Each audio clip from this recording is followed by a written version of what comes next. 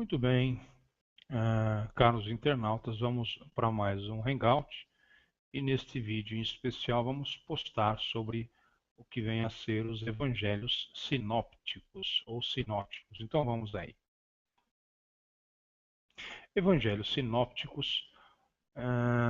Os evangelhos de Mateus, Marcos e Lucas são conhecidos como evangelhos sinópticos, devido a conterem uma grande quantidade de histórias em comum na mesma sequência e em algumas vezes utilizando a mesma estrutura de palavras, tal grau de paralelismo relativo ao conteúdo, narrativa, linguagem e estruturas das frases somente pode ocorrer em uma literatura interdependente e muitos estudiosos acreditam que esses evangelhos compartilham o mesmo ponto de vista e são claramente ligados entre si.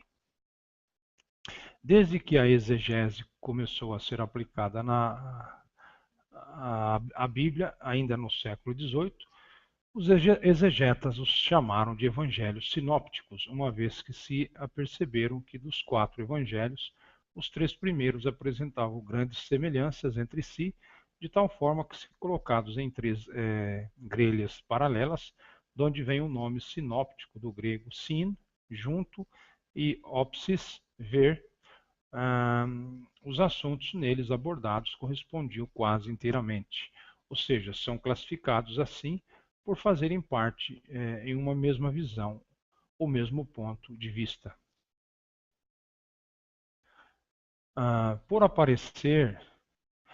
parecer que quase teriam ido beber as suas informações a uma mesma fonte, como os primeiros grandes exegetas eram alemães, designaram essa fonte por Q, abreviatura de Quelle, que significa precisamente fonte em alemão. Adicionalmente, Mateus e Lucas também incluíram um material de 2 outras fontes designadas como fonte M e fonte L, respectivamente. Quanto ao quarto evangelho canônico, o Evangelho de João, relata a história de Jesus de um modo substancialmente diferente, pelo que não se encontra nos sinópticos. Desta maneira, temos 4 evangelhos canônicos, dos quais 3 são sinóticos ou sinópticos.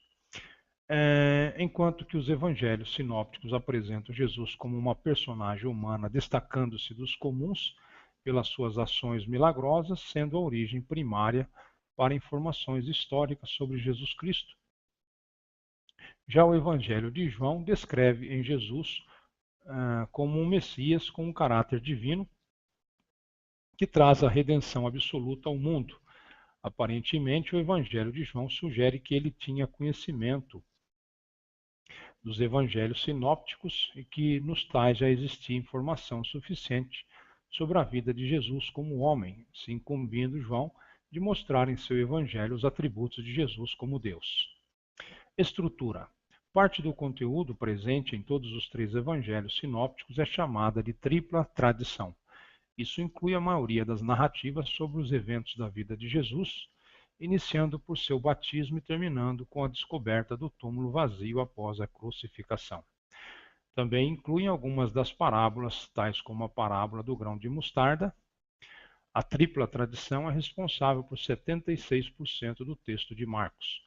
Parte desse material está presente em quase todos os evangelhos e algumas vezes com pequenas variações. Existem ainda alguns casos notáveis chamados acordo menores, onde Mateus e Lucas entram em acordo entre si na estrutura de palavras diferindo de Marcos.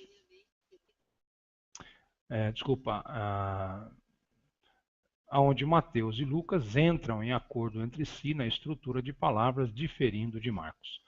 Por sua vez, a dupla tradição explica o material, 200 versos, compartilhado entre Mateus e Lucas, porém ausentes em Marcos. Esse conteúdo consiste quase que inteiramente nos discursos e ensinamentos de Jesus, inclui a maior parte do Sermão da Montanha e a maioria das parábolas. Adicionalmente, a dupla tradição inclui 3 versos, Mateus 3, 8, 10, que são atribuídos a João Batista. O último verso desse grupo também aparece em Mateus 7,19, atribuído a Jesus. E por fim, a história do servo do centurião, Mateus 8, 5, 13. O material de Marcos Mateus, compartilhado entre ambos, inclui a história da morte de João Batista, diversos milagres, incluindo uma das duas ocorrências de alimentando multidões, a versão expandida do texto sobre a proibição do divórcio, Mateus 19, 1 a 8, e também a narração da morte de Jesus, Marcos 15, 34 a 41. O material de Marcos Lucas é limitado a um incidente isolado em Cafarnaum, envolvendo um exorcismo, Marcos 1, 21 a 28. O material exclusivo de Marcos consiste em alguns versos, 40, incluindo, entre outros, Marcos 3, 20 e 21, a parábola da semente, Marcos 4, 26 e 29, dois milagres, Marcos 7, 31 e 37, curando o surdo mudo de Decápolis, e Marcos 8, 22 e 26, curando o cego de Betsaida. Dois fragmentos sem significação óbvia em Marcos 9, 49 e Marcos 14, 51 e 52.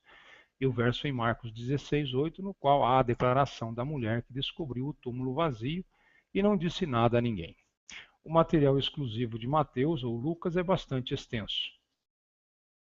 Este inclui dois distintos, porém similares, fatos sobre a genealogia de Jesus, duas narrativas distintas de nascimento e duas narrativas sobre a ressurreição. Mateus adiciona diversas declarações ao Sermão da Montanha, várias parábolas, incluindo a parábola do credor incompassivo, a parábola das ervas daninhas e a parábola dos trabalhadores da vinha, a profecia do julgamento final, Mateus 25, 31, 46, e descreve o suicídio de Judas Iscariotes. Lucas também traz múltiplos milagres e parábolas exclusivas, exemplo, a parábola do bom samaritano. Muitos detalhes dos últimos dias de Jesus somente podem ser encontrados em Mateus e Lucas.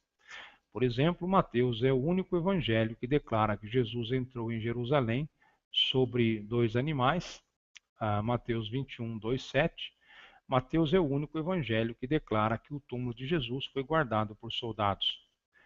Lucas é o único evangelho que relata que um dos ladrões crucificados próximo a Jesus se arrependeu e recebeu de Jesus a promessa do paraíso. Lucas 23, 40, 43. Composição. Existe um debate contínuo entre os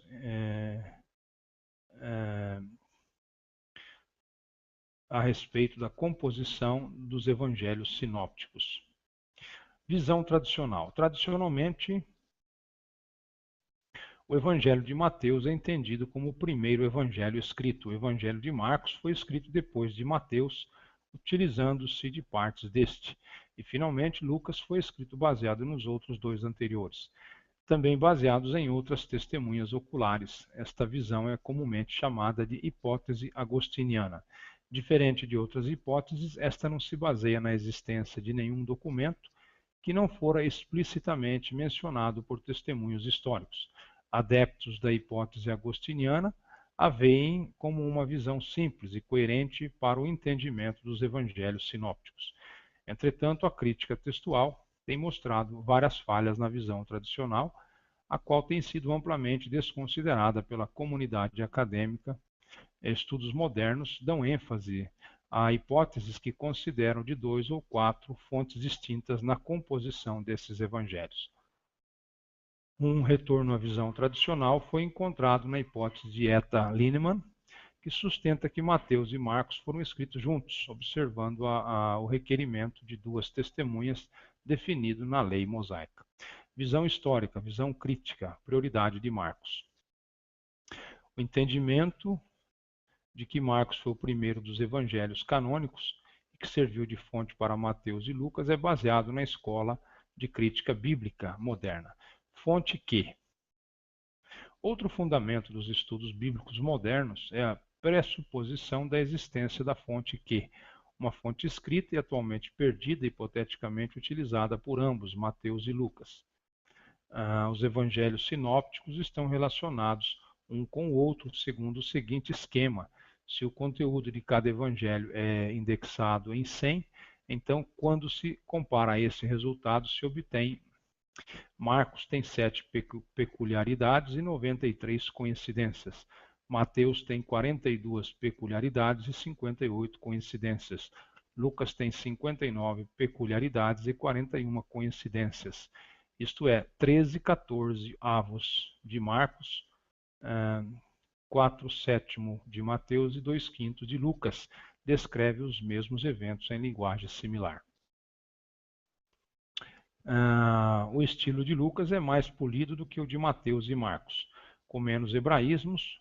Lucas utiliza algumas palavras latinas, Lucas 7, 41, 8, 30, 11, 33, 12, 6 e 19, 20, mas nada de termos em aramaico ou hebraico, exceto sequer uma bebida estimulante da natureza do vinho, mas não processada de uvas, do hebraico shakar, ele está intoxicado. Levítico 10, 9, provavelmente vinho de palmeira. Esse evangelho contém 28 referências distintas ao Antigo Testamento. Então, a hipótese agostiniana sugere que o evangelho de Mateus foi escrito primeiro. O evangelho de Marcos foi escrito utilizando o de Mateus como fonte. Então, o evangelho de Lucas foi escrito utilizando os dois anteriores como fonte.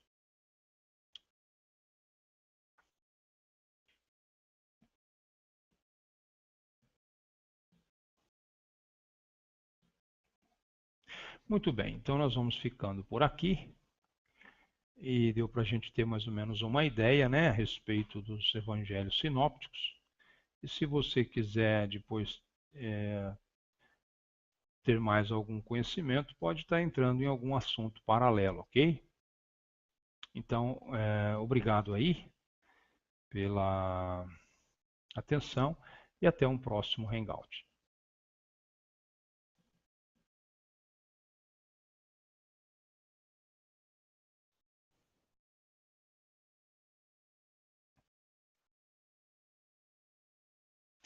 Muito bem, caros internautas, vamos para mais um Hangout e neste vídeo em especial vamos postar sobre o que vem a ser os evangelhos sinópticos, ou sinópticos. Os três primeiros apresentavam grandes semelhanças entre si, de tal forma que, se colocados em três grelhas paralelas, de onde vem o nome sinóptico do grego sin, junto, e opsis, ver, os assuntos neles abordados correspondiam quase inteiramente os sinópticos. Então vamos aí.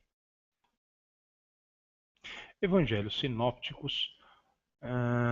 Os evangelhos de Mateus, Marcos e Lucas são conhecidos como evangelhos sinópticos, devido a conterem uma grande quantidade de histórias em comum na mesma sequência e em algumas vezes são claramente ligados entre si. Desde que a exegese começou a ser aplicada a Bíblia, ainda no século XVIII, os exegetas os chamaram de evangelhos sinópticos, uma vez que se aperceberam que dos 4 evangelhos, utilizando a mesma estrutura de palavras, tal grau de paralelismo relativo ao conteúdo, narrativa, linguagem e estruturas das frases, somente pode ocorrer em uma literatura interdependente, e muitos estudiosos acreditam que esses evangelhos compartilham o mesmo ponto de vista.